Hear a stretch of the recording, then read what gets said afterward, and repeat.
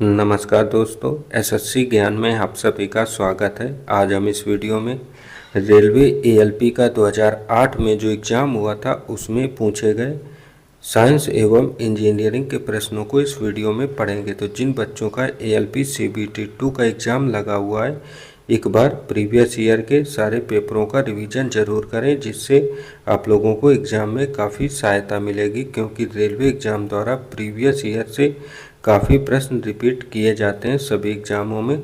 तो आप लोग प्रीवियस ईयर के पेपरों को ज़रूर रिवीजन करें। मैंने सारे शिफ्टों के पेपरों के वीडियो बनाकर डाल रखे हैं। वह एनटीपीसी और ग्रुप डी के भी प्रीवियस ईयर के जीके जीएस के प्रश्नों के वीडियो बना रखे हैं। तो आप लोग चैनल पर जाकर सारे एग्ज़ाम्स की तैयारी कर सकते हैं। और वीडियो पसंद आए तो चैनल को सब्सक्राइब ज़रूर करें, जिससे आप सभी तक डेली के वीडियो पहुंचते रहें।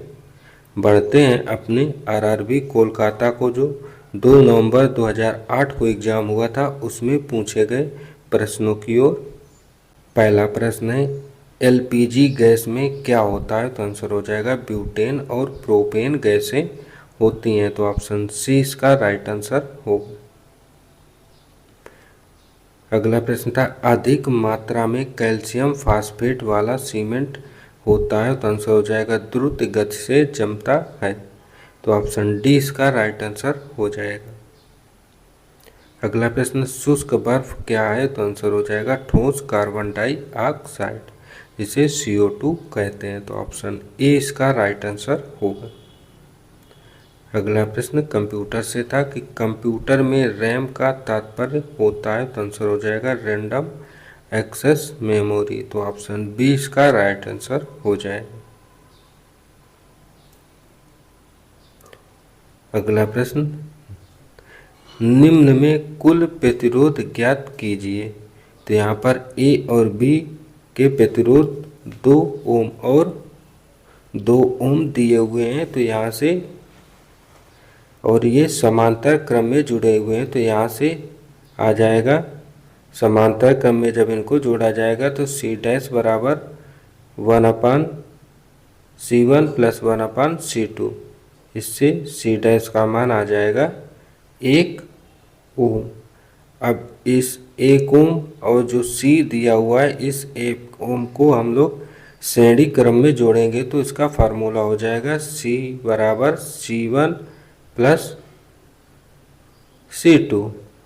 तो 1 + 1 बराबर 2 ओम इसका राइट आंसर हो जाएगा। पहले हम लोग समांतर क्रम में जोड़ेंगे, उसके बाद फिर श्रेणी क्रम में जोड़ेंगे। तो ऑप्शन सी इसका राइट आंसर हो जाएगा। अगला प्रश्न है, क्षण चुंबक का अधिकतम चुंबकत्व होता है। तो आंसर हो जाएगा ध्रुवों पर। तो ऑप्शन सी इसका राइट आंसर हो जाएगा। अगला प्रश्न था, प्लास्टिक बोतल या बाल्टी बनी होती हैं। तो इसका आंसर हो जाएगा यह पॉलीइथिलीन टेरेफ्थलेट की व पॉलीविनाइल क्लोराइड की, इन दोनों की बनी होती हैं। तो ऑप्शन सी इसका राइट आंसर हो जाएगा, उपर्युक्त दोनों। अगला प्रश्न था, एक विद्युत चुंबक बना होता है। तो आंसर हो जाएगा नरम लोहे का। तो ऑप्शन बी इसका राइट आंसर हो जाएगा। अगला प्रश्न था, निम्न में से एक परमाणविक गैस है। तो आंसर हो जाएगा नाइट्रोजन गैस। तो ऑप्शन बी इसका राइट आंसर हो जाएगा। अगला प्रश्न था, बैंगील कांच होते हैं। तो आंसर हो जाएगा सोडा एश के। तो ऑप्शन डी इसका राइट आंसर होगा। अगला प्रश्न था, 0 अंश सेंटीग्रेड पर 1 ग्राम बर्फ को पूरी तरह से पिघलने के लिए कितना यांत्रिक कार्य करना होगा? तो आंसर हो जाएगा 336 जूल। तो ऑप्शन सी इसका राइट आंसर हो जाएगा। अगला प्रश्न था, गाड़ी के रेडिएटर में जल का प्रयोग किस कारण से किया जाता है? तो आंसर हो जाएगा उच्च विशिष्ट घनत्व के कारण किया जाता है। तो ऑप्शन बी इसका राइट आंसर होगा। अगला प्रश्न था, हीरा और ग्रेफाइट उदाहरण है। तो आंसर हो जाएगा अपर रूपी का। तो ऑप्शन बी इसका राइट आंसर होगा। अगला प्रश्न है, निम्न में से कौन सा जीवाश्म ईंधन नहीं है? तो आंसर हो जाएगा नाइट्रोजन। तो ऑप्शन सी इसका राइट आंसर हो जाएगा। अगला प्रश्न, सूर्य से ऊर्जा उत्सर्जित होती है? तो आंसर हो जाएगा नाभिकीय संलयन के रूप में। तो ऑप्शन ए इसका राइट आंसर होगा।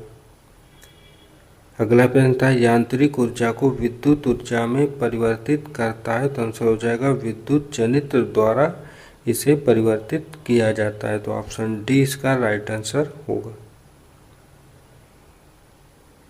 अगला प्रश्न था, ताप का सबसे अच्छा चालक कौन सा है? तो आंसर हो जाएगा चांदी। तो ऑप्शन बी इसका राइट आंसर हो जाएगा। अगला प्रश्न, निम्न में से किसको सर्वाधिक विलायक कहते हैं? तो आंसर हो जाएगा पानी को। तो ऑप्शन डी इसका राइट आंसर होगा। अगला प्रश्न, वाणिज्यिक बर्फ संयंत्र के लिए सबसे उपयुक्त प्रशीतक होता है? तो आंसर हो जाएगा NH3। तो ऑप्शन सी इसका राइट आंसर हो जाएगा। अगला था, गैस वेल्डिंग में सामान्यतः प्रयुक्त लौह क्या है? तो आंसर हो जाएगा उदासीन, कार्बुरक, ऑक्सीकारक, ये सभी होते हैं। तो ऑप्शन डी इसका राइट आंसर होगा। अगला प्रश्न, गैस वेल्डिंग में सामान्यतः प्रयुक्त ईंधन गैस होती है? आंसर हो जाएगा एसिटिलीन गैस का प्रयोग करते हैं। तो ऑप्शन सी इसका राइट आंसर होगा। अगला, जड़त्व आघूर्ण का मात्रक होता है? तो आंसर हो जाएगा किलोग्राम मीटर स्क्वायर। तो ऑप्शन सी इसका राइट आंसर हो जाएगा। अगला था, टैकोमीटर वह उपकरण है जिससे मापा जाता है? तो आंसर हो जाएगा चाकू। तो ऑप्शन डी इसका राइट आंसर हो जाएगा। अगला था, एक जेट ईंधन में वायु एवं ईंधन अनुपात का क्रम होता है? तो आंसर हो जाएगा 15:1 के अनुपात में। तो ऑप्शन बी इसका राइट आंसर हो जाएगा। अगला प्रश्न, गैस टरबाइन आधारित है? तो आंसर हो जाएगा ब्रेटॉन चक्र पर। तो ऑप्शन सी इसका राइट आंसर हो जाएगा। अगला प्रश्न, प्रशीतन की अवशोषण प्रणाली सामान्यतया निम्न में से किस प्रशीतक का प्रयोग करता है? तो आंसर हो जाएगा NH3 का। तो ऑप्शन डी इसका राइट आंसर हो जाएगा।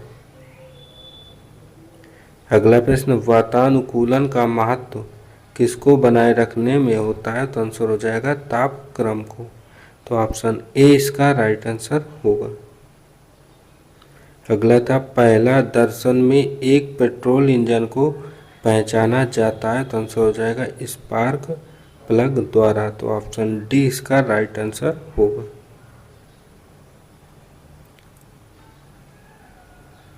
अगला प्रश्न था, क्रैंक शाफ्ट के केंद्र से क्रैंक पिन के केंद्र की दूरी कहलाती है? तो आंसर हो जाएगा छेप कहलाती है। तो ऑप्शन बी इसका राइट आंसर होगा।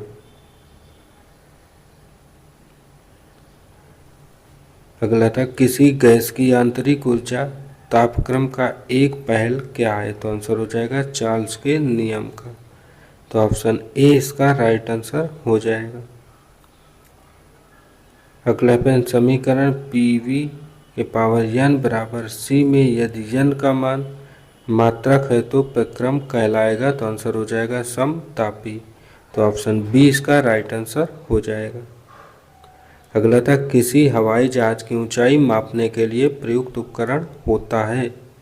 तो इसका आंसर हो जाएगा अल्टीमीटर का प्रयोग करते हैं। तो ऑप्शन ए इसका राइट आंसर होगा।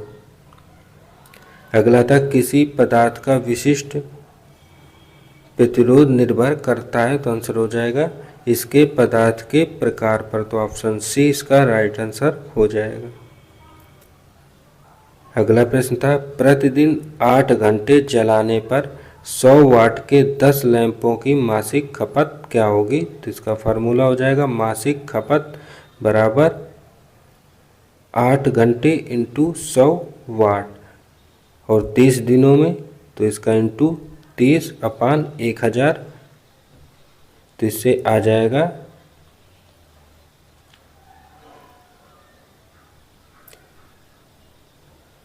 24 यूनिट। जो होगी 30 दिन में खपत होगी। और इसका 10 लैंपों के लिए तो इंटू 10 कर देंगे तो 240 इसका राइट आंसर हो जाएगा। तो ऑप्शन ए इसका राइट आंसर हो जाएगा। अगला, गुहिका जिसमें गलित धातु डाला जाता है क्या कहलाती है? तो आंसर हो जाएगा सांचा। तो ऑप्शन बी इसका राइट आंसर हो जाएगा। अगला प्रश्न था, पारा कांच को नहीं भिगोता क्या कारण है? तो आंसर हो जाएगा इसका संसंजन बल। तो ऑप्शन बी इसका राइट आंसर होगा। अगला प्रश्न था, 5 किलोग्राम वजन का एक लकड़ी का टुकड़ा जल के भीतर उसके आयतन का 60% भाग डुबोकर तैरता है तो लकड़ी का विशिष्ट गुरुत्व क्या होगा? तो हम लोग जानते हैं प्लवन के सिद्धांत का फार्मूला होता है V इंटू डी इंटू जी।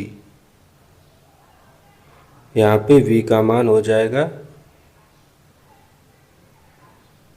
0.6, V इंटू डी का मान ज्ञात करना है यहाँ से, और जी का मान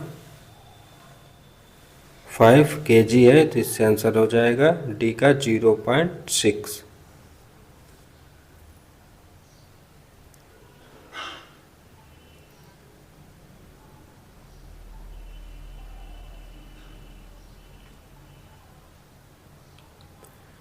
तो ऑप्शन बी इसका राइट आंसर हो जाएगा।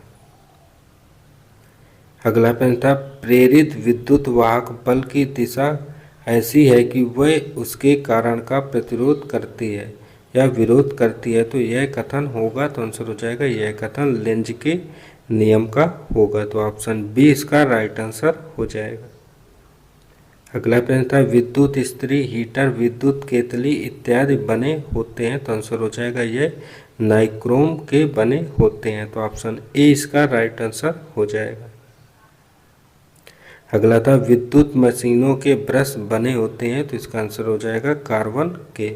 तो ऑप्शन बी इसका राइट आंसर हो जाएगा। तो ये थे आज के शिफ्ट में पूछे गए सभी प्रश्न। अगर वीडियो पसंद आया हो तो वीडियो को लाइक, शेयर व चैनल को सब्सक्राइब जरूर करें। मिलते हैं अपने अगले वीडियो में, तब तक के लिए नमस्कार, जय हिंद।